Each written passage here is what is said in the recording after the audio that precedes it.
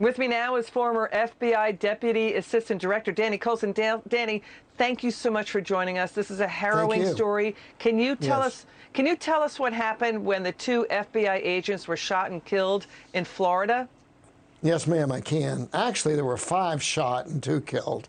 They had a warrant for child pornography to do a search warrant on this man's apartment. When they arrived, he watched them over his video camera they had on his doorbell, saw them coming, retrieved an AR or an AK-47 rifle, one of the two, and when they approached the door, he opened up on them through the door and killed 2, wounded 2 very severely, and then 1 superficially, and then committed suicide.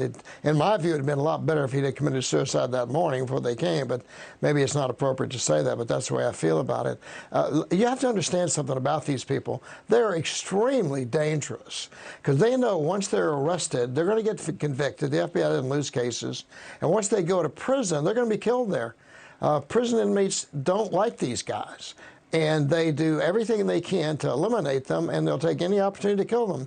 So they know that they have nothing to lose, and they might as well do it right there on the street so that it doesn't happen to them in prison. It's a terrible, dangerous situation for our agents and policemen. FBI agents are heroes. We lost 2 of them, Laura Schwarzenberger and Daniel Alfin. So both of them specialize in investigating the crimes you're talking about.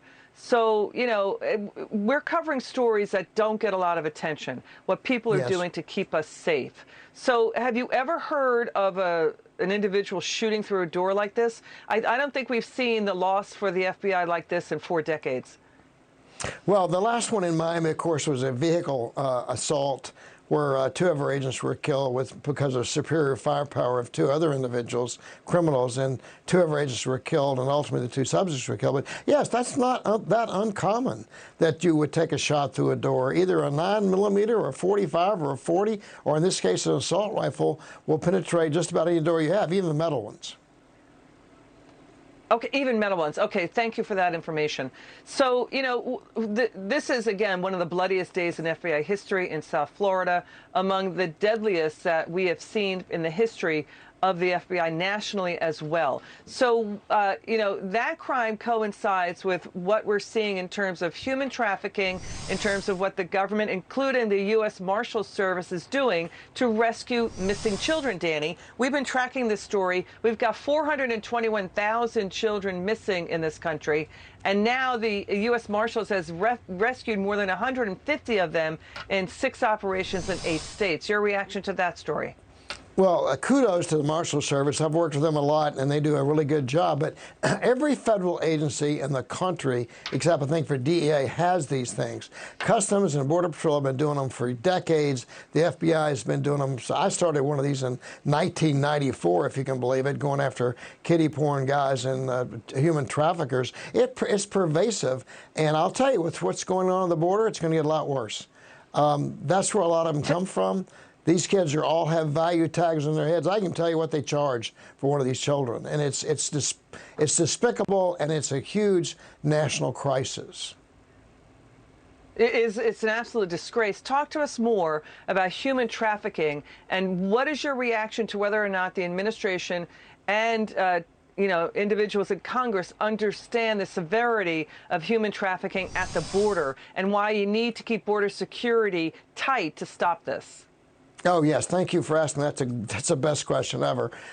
When we have these surges, and we saw them before, and thousands of people come to the border, that siphons away border agents and customs agents to that location. Well, there's an infinite number of those people. So the cartels know that if we put a bunch of people at point A, all these customs guys are going to go there. Then you have point C, D, and E, where there's no customs or border patrol agents. So all these human trafficking things go to that location. It's essentially a giant diversion to bring in human trafficking victims and drugs. And by taking away security at the border by taking down the walls or not finishing the walls. All they're doing is propagating human trafficking. I don't think they get that.